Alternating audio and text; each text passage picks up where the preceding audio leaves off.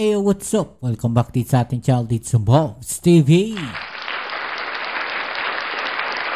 Alright, so tayo nagbabalik ulit mga kababayan. At ito po, pag-usapan natin, no? Ito pong masamang nangyari dito kay VP Sara Duterte, mga kababayan. Alright, so yan ang ating alamin ngayon at pag-uusapan. Pero syempre, bago ang lahat, please don't forget to subscribe, like, share, comment dyan sa comment section. At syempre, hindi po natin makakalimutan. Shoutouts tayo sa mga followers at subscribers natin dyan. Maraming salamat po sa inyong suporta. Okay, so eto, alamin natin itong bagong balita na to mga kababayan na kung saan, no, meron pong masamang nangyari, no, dito kay VP Sara, dyan po sa kanyang Office of the Vice President mga kababayan, no. So ito po yung balita na yan na kung saan ang budget po ng Office of the Vice President, no, tatapyasan daw po mga kababayan. O kaya naman ay baka masiro na po. Grabe tong nangyari na to mga kababayan, no? Dahil nga po, no, hindi umaten. No, ito nga si VP Sara Duterte dito po sa budget deliberation mga kababayan. Kasi ang gusto po niya mangyari, mga kababayan, no, a-attend daw po siya sa budget deliberation na yan kung a-attend daw po ang ating Pangulong Bongbong Marcos, no, sa budget din po, budget hearing po, no, ng Office of the President, mga kababayan. At ngayon, may kumakalat din na balita, no? Actually, fake news nga po yun, eh. No, na sinasabi nga mas nauna pa daw po si VP Sarang pumunta sa Cebu, no, kaysa daw po kay Pangulong Bongbong Marcos, mga babae. Tandaan po natin, no, pinuntahan pa rin ng ating Pangulong Bongbong Marcos. Yun naman po mga nasalanta naman po, no, ng nakaraang malakas na bagyo, mga babayan. Si Opong ba yun? Si Opong. No, tapos nag-struck naman, no, ito pong lindol dyan naman po sa Cebu, mga babayan. Diba? So, paano hahatiin ng Pangulo yung kanyang katawan kung lahat gusto niyang mapagsilbihan, mga kababayan? Diba? Ang hirap kasi dito sa mga DDS na to, mga kababayan. Ang gusto nila, kung nasan si VP Sara, bago pumunta si Sara, hinahanapan nila. No? Hinahanap nila yung Pangulo kagad na dapat mauna, no, doon sa isang lugar na yun bago si VP Sara. Bakit kanyo? Pagka nauna si VP Sara Duterte sa isang lugar, mga babayan, ang mangyayari po dyan, hahanapan nila ng butas si Pangulong Bongbong Marcos. Tingnan nyo kung gaano kalusak ang utak ng mga yan. No? Pag nauna si VP Sara Duterte sa isang, kunyari, sa Cebu, pag-usapan natin. No? Yung mga nasalanta ng lindol dyan sa Cebu. Pag nauna, itong si VP Sara sa Cebu, ano sasabihin nila? No? Nauna pa si VP Sara sa Cebu. No, kasi dyan si Pangulong Bongbong Marcos, wala talagang silbi yan. Gaganyanin nila yan.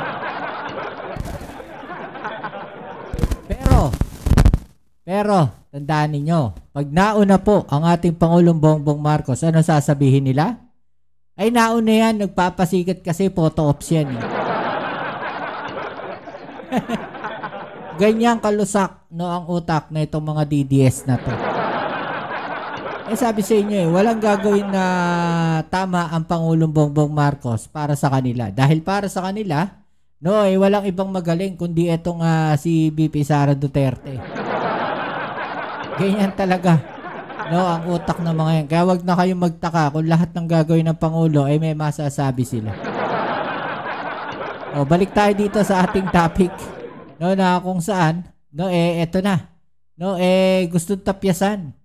No, ito pong budget ni VP Sara Duterte. At ayon nga dito sa isang post, no, para tuluyang mabawasan ang panukalang pondo ng tanggapan ni Vice President Sara Duterte, kailangang aprubahan ito ng mayorya ng mga miyembro ng Kamara.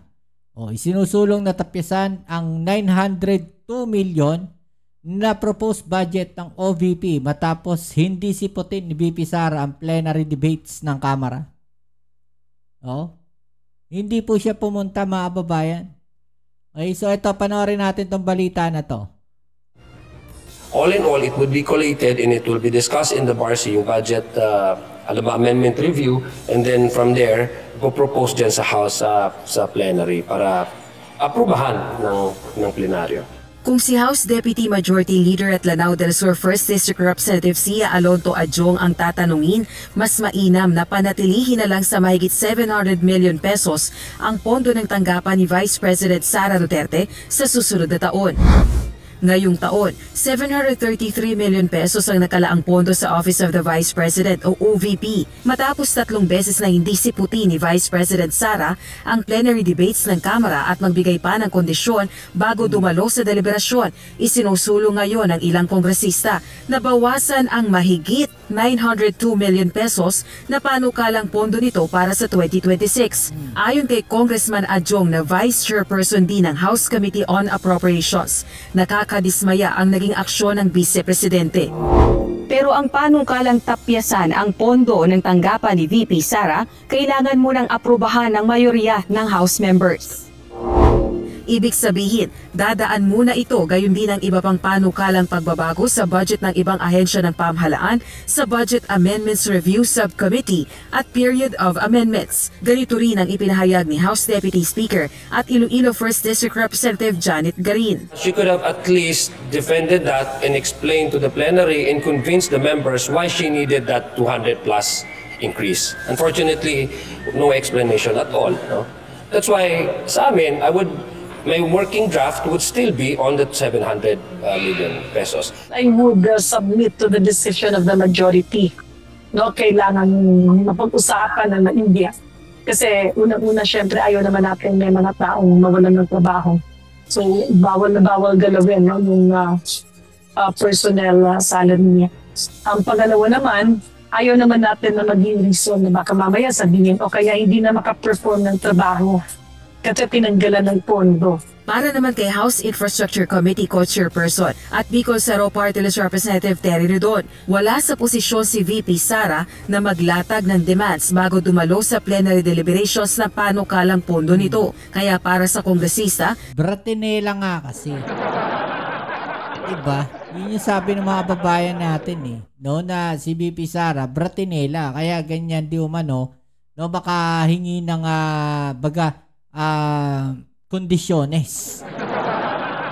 sapat ng paglaanan ng pondo ang personal services at maintenance and other operating expenses o MOOE. And the reason for this is, well, they never went back to Congress to explain why they needed a little bit more. No, so I think Congress is justified to basically just cut it to the barest operating levels. Samantala, ginagawa lang naman ng Kongreso yung kung ano yung trabaho nila, mga kababayan. Diba? Hindi man lang sila nag-explain kung bakit hindi sila naka-attend, no, dito sa mga hearing na to. Baka sakaling maintindihan pa, no, ng Kongreso. Kung sinabi niya nga, kailangan ko kasi pumunta, no, dito sa Cebu.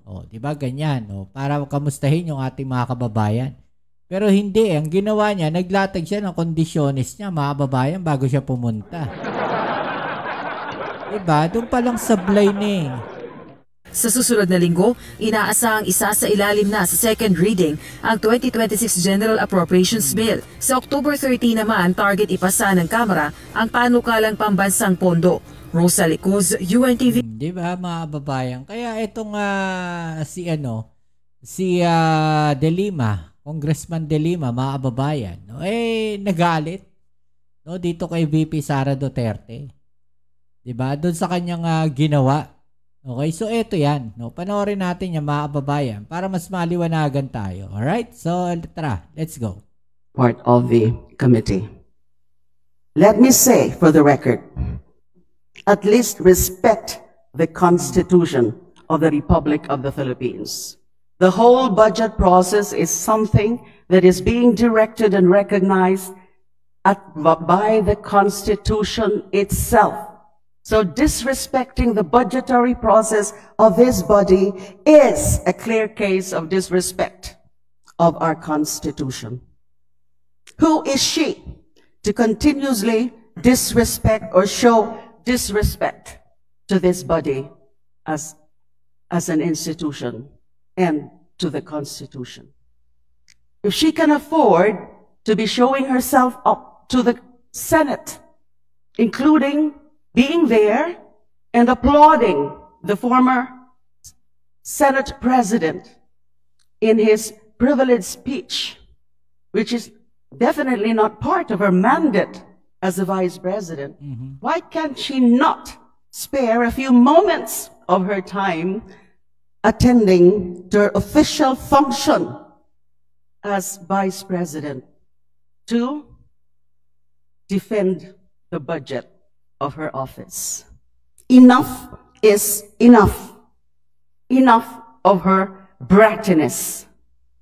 So, I rise today to manifest my extreme displeasure about the behavior of our Vice President. And in due time, I will move for the decrease in the budget of the Office of the Vice President.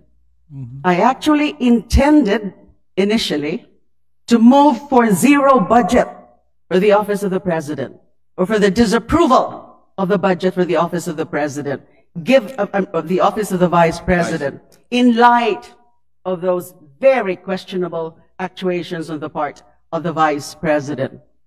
But after some mulling, after some reflections, and out of courtesy also and consideration to the personnel and staff of the Office of the Vice President, I'm just now thinking of moving for the decrease, let's say, for the retention of the MOOE and personal services budget, and get rid of the operational budget for the Office of the Vice President. Again, I will move at the proper time during the period.